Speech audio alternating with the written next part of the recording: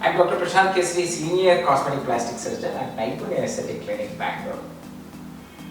Let me give you a bird's eye view of how journey of a person who would be going through this breast implant will be. Usually, most often, ladies will be thinking that okay, if my breasts are of a better shape, better size, bigger size, I'll be more confident. I look better. I can wear better outfit. Yes, this thought crosses the mind of 1 in 5 female population. This desire to have better breasts is there in all age groups, not just in teenagers, young adults, post-marriage, it's also there, post-pregnancy. A lot of elders also have this wish. Another subset of people who want to do this is those who have done massive weight loss and even breasts have got deflated. So when you come for a consultation, we assess what is your expectation, how much you want enhancement, whether it can be done with fat grafting or implant or both. Then we examine and assess how much tissue is there to envelop the breast implant. What is the plane, what is the right technique we need to implement, and what is the implant choice. So once all these are done, you are educated about breast enhancement, how it is done, what are the risks and what are the possible complications, and how we try and totally avoid them. How do we counter the possibilities of complications? All these things are discussed with you, and then we go ahead on the day of surgery. We would have kept 2 or 3 different sizes because once we make the cavity, there may be slight change in what we need to do. So all that is explained to you well beforehand, and then we, during the surgery, we create a pocket usually under the fascia, a thin connector which separates the breast tissue. So if you are thinking it is put inside the breast tissue, you are wrong. It is put behind the breast tissue under a layer called pectoral fascia.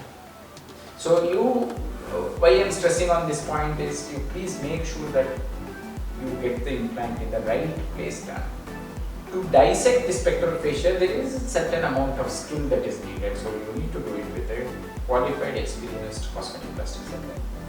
While dissecting this fascia off, we use an endoscopic retractor, lighted retractor, and very fine instruments which are done for this. Advantage, very minimal tissue disturbance. So very minimal post-operative pain. And even in the long run, there are almost near zero complications. So you choose wisely.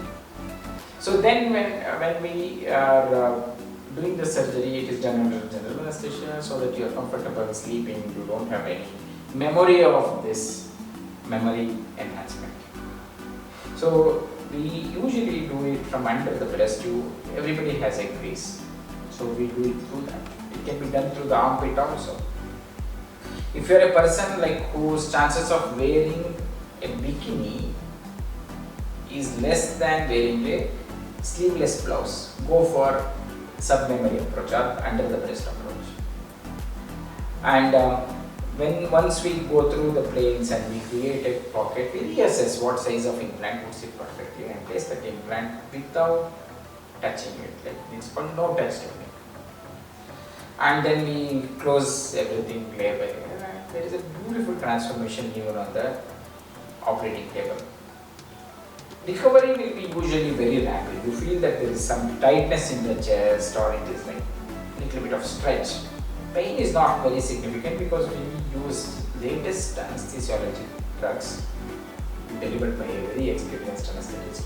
And we also do what is called Prima block and subpectoral fascia block and multiple things to make it very, very comfortable for you. Most of the people go home on the same day. Only reason to stay overnight would be if you are from some other city or from some other country. And next follow-ups are usually after 1 week and after 2 weeks. And once this process is done very efficiently, and then the results you get are really, really pleasing. It It is not too much, it is not too less. Just try to suit your needs, your body type and what is to be done.